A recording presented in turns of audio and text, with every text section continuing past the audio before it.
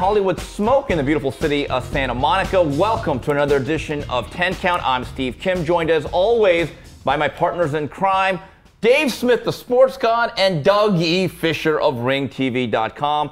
Guys, the fight of the millennium, it took place. Mayweather Pacquiao. And it was Floyd Mayweather with an easy, wide decision over Manny Pacquiao over 12 rounds. Dave, your thoughts on the fight real quick. Well, I don't know why anybody would be surprised. You know, people asking for their money back and people saying it was a disgrace. It looks like they've never seen Floyd Mayweather fight before. He's going to duck, he's going to play defense, he's going to counter, he's going to pop shot, and he's going to win a 12-round decision. So it went pretty much as I thought it was going to go. I thought Manny was probably a little bit too slow for him, and Floyd would dance around, pot shot him, counter, duck, hard to hit. And as Floyd says, you can't hit me, I hit you, I go to the bank. And Doug, that's what happened. Not only was he not fast enough, I think he was too small. I mean, when they were in the ring together, they looked like they were in two different weight classes. To me, it wasn't an issue of size discrepancy. Mayweather just had the better reflexes. He had the smarter game plan. He is the smarter boxer. And Pacquiao wasn't Pacquiao. After the first round, any hopes you had of a Pacquiao upset or a competitive fight, it was instantly deflated because he came out so cautiously. Once you saw him just sort of sitting there on the outside, not moving side to side, not moving in and out, and most importantly, not letting his hands go, the writing was on the wall. Yeah, you know, the interesting thing is, Dave, you brought this up, I am sick of people saying, I feel ripped off.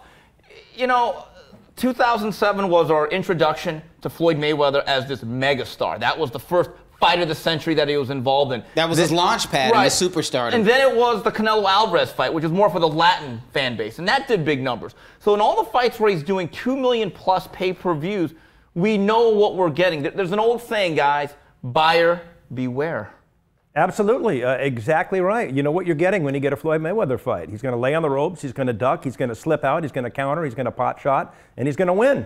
Why would anybody want their money back? Why would anybody have expected anything different? And the real shame is that this didn't happen 5 or 6 years ago. Would have been a different fight, I think though. Floyd still should have won, but I think Manny would have fought better, and it would have been a little more action 5 or 6 years ago. Well, Manny 5 years ago averaged 80 punches a round. Yeah. He threw a lot of punches. In recent years, it's been like 50 and 60.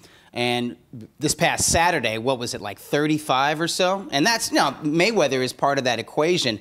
The other part of the equation is that Manny he's on that other side. I mean, really, 20 years in boxing, 65 pro fights. And I know Mayweather's been in boxing for a long time as well, 19 years, 48 pro fights. Mayweather doesn't fight as much and has the type of style that prolongs a boxer's career, a technician, a technical style. Pacquiao's always been a frenetic fighter, trains very hard. Once upon a time, he lived very hard, but he's had some very hard fights, and I believe, you know, eventually it takes its toll. Yeah, one guy's 38, the other guy's 36. Mayweather at 38 is a better preserved fighter. The odometer reads a little bit lower.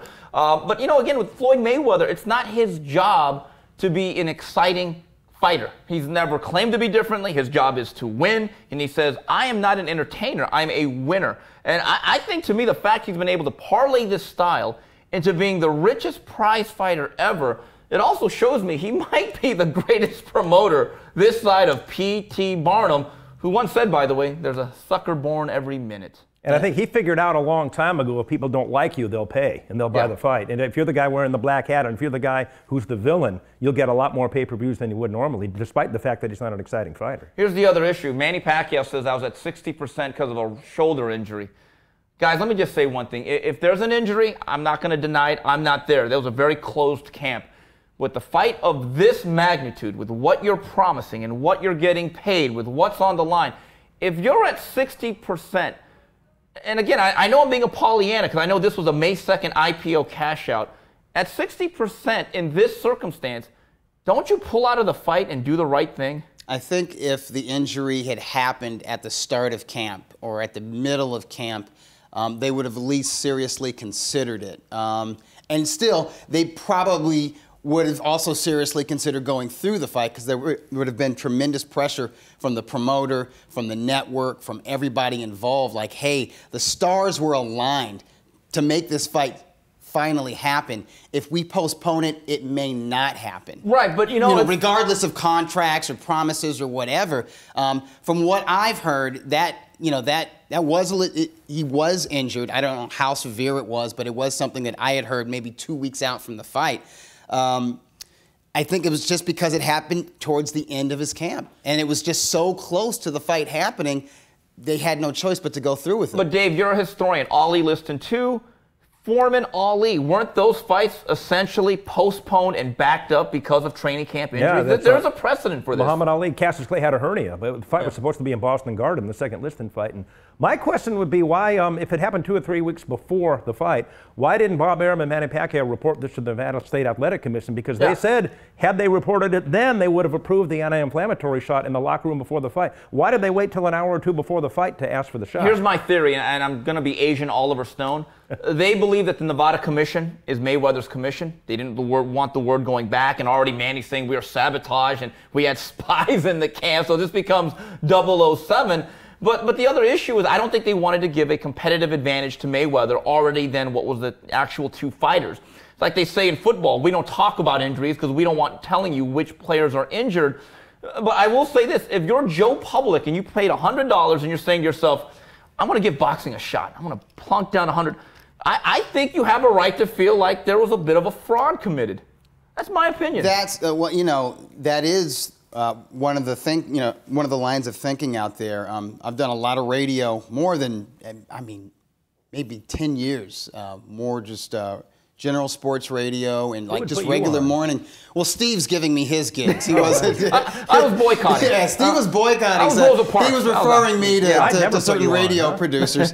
I was on your show last night. I was on just a regular, drive time radio show this morning. To the regular media, they don't put any blame on the fighters, but they just look at boxing as a bunch of charlatans. They can't understand why it took 5 years for the fight to happen. That perplexes them. And when they tuned in to see it, they're asking themselves, the boxing world was into this fight? The boxing world really wanted this fight that bad for 5 years? The bottom line they is don't get it. They sold us Casablanca and they gave us Ishtar or Waterworld. That's the reality. But what they're saying is that the pay-per-view is going to track, not at 3 million, not at 3.5.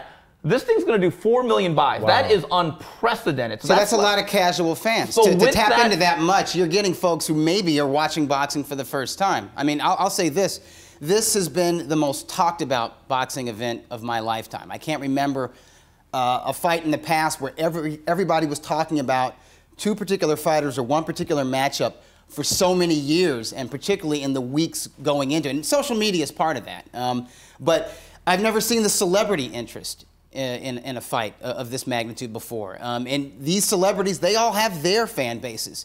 And just, the fact that all, sports stars and film and TV stars, they're all talking about this fight. Their fans are suddenly like, okay, this must be something. I want to tune into it. And these guys have never seen Mayweather and Pacquiao before. And that's why they were so disappointed. They were expecting to see Rocky. Quickly, even with the economic returns, yes or no, both of you, rematch? Only if it's in Manila.